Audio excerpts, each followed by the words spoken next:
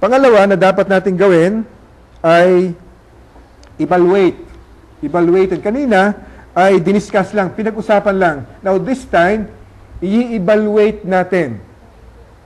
So paano gagawin ang evaluation? Kailangan thorough.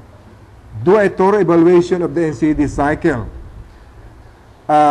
Ito kasi makakatulong sa bawat isa sa atin, bawat isa sa inyo, yung thorough evaluation. Ibig sabihin kasi dito, pag in-evaluate ninyo, marami kayong makikitang mga bagay.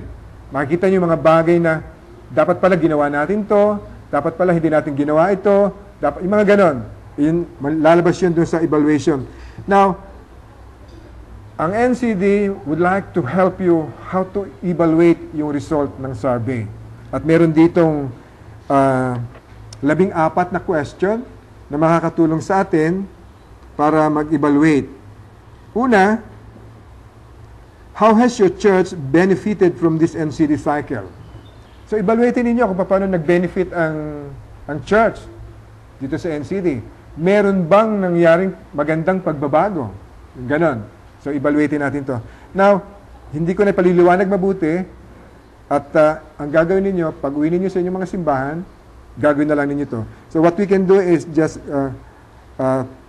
i-mention ko na lang itong isa-isa and then kayo ang gagawa nito pag uwi ninyo sa inyong mga simbahan. Number 2, or letter B, compare the score for its quality in this survey and your previous surveys.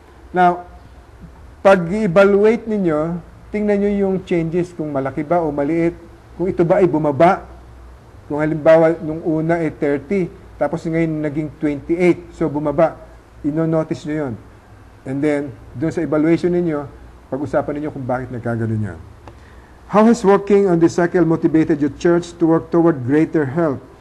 Now, yung part ng evaluation, dapat din malaman natin kung paano ba na-motivate yung mga member natin sa simbahan. Like halimbawa, pwede kami ang ginawa namin, nag-survey kami dun sa, after ng first cycle, na-receive namin yung survey report, yung result. Nag-survey pa rin kami sa mga member namin sa church. Gusto naming makita, gusto naming malaman kung in-appreciate ba nila, natuwa ba sila dun sa NCD ginawa namin. Nagawa din kami ng ganun survey. So dito, how has working on this cycle motivated your church? So nakita naman namin na na-motivate naman yung mga member ng simbahan. So kasi, yun nga, binaba namin ng maayos sa kanila, inangkin nila na sa kanila yung NCD. Hindi lamang ito sa pastor at hindi lamang sa implementation team, kundi inangkin nilang personal na yung NCD sa kanila yon. Kaya nung magkaroon kami ng evaluation, lumabas, masasaya naman at na-encourage naman yung mga member ng simbahan.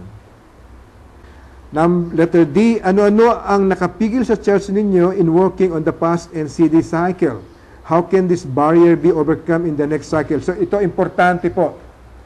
Maraming mga factor o maraming mga bagay na nakapigil sa atin o na para sabihin along the way ay naging problema natin sa pagkakandak ng NCD sa ating simbahan doon sa unang cycle. Magandang ma-identify natin yon during the evaluation. Upang doon sa second cycle, masolve na natin yung problema doon. And then, hindi lang ma-identify, kundi sa second cycle, mabigyan ng tamang solusyon upang hindi na mangyari uli. Halimbawa, ang network meeting is every last Saturday of the month. Pero, hindi kayo nakaka-attend doon sa last Saturday meeting na yon ng bawat buwan. So, evaluatein ninyo, bakit hindi kayo nakakarating sa meeting? Dapat malaman ninyo yon, solusyon doon. Dapat malaman ninyo na may problema kayo doon at solusyonan. Para pagdating ng second cycle, baka naman hindi na naman kayo attend sa mga meeting. So, walang mangyayari. So, yun po ang ibig sabihin ng evaluation. Ini-evaluate natin to para makita natin yung kalalagayan natin nung panahon na yon, kung ano yung ginawa natin, naging successful ba o hindi naging successful. Kung hindi naging successful, may mga problema siguro. Kung may problema, dapat malutas o masolusyonan yung problema na yon para pagdating ng second cycle, hindi na uli mangyayari. Nakuha po ba natin yan? Okay, yung letter E, were there any goals that were not achieved? Kung meron, bakit kaya? So ito, meron kayong mga SMART goal, hindi na-achieve, bakit hindi na-achieve? Pag-usapan din yon. Ito po, ang evaluation po, ang magandang pagsagawa ng evaluation, dapat merong naka-assign na isang tao na magno-note down ng mga pinag-uusapan ninyo during the evaluation. Ang ginawa namin noon, itong mga question na to, inilipat namin sa isang papel, tapos sinulat namin doon, pero after that, meron kami malaking space. Para yung solusyon doon sa nakita namin problema, doon namin sinusulat kagad kung ano yung solusyon. Para pagkatapos ng evaluation, na-evaluate na namin at nandun na yung mga solusyon. Kanya-kanyang strategy. Do it na kung saan kailangan makinabang kayo doon sa evaluation na gagawin. Hindi nyo ginawa yung evaluation just for the sake of just doing the evaluation. Kailangan at the end of the day, meron kayong pakikinabangan, magagamit niyo ang lahat ng impormasyong lumabas doon sa evaluation na yon, magagamit niyo para doon sa susunod na cycle. Okay, letter F, looking back to what extent were your goals. Ito magandang pagkakataon din to para yung natutunan ninyong paggawa ng SMART goals ay ma-evaluate ninyo. Okay ba yung paggawa ninyo ng SMART goals? Mga specific ba lahat? Measurable ba? Yung ganun, evaluate ninyo.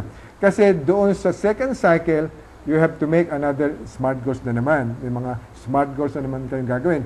So, dapat pagdating ng second cycle, piece of cake na lang sa inyo paggawa ng SMART goal.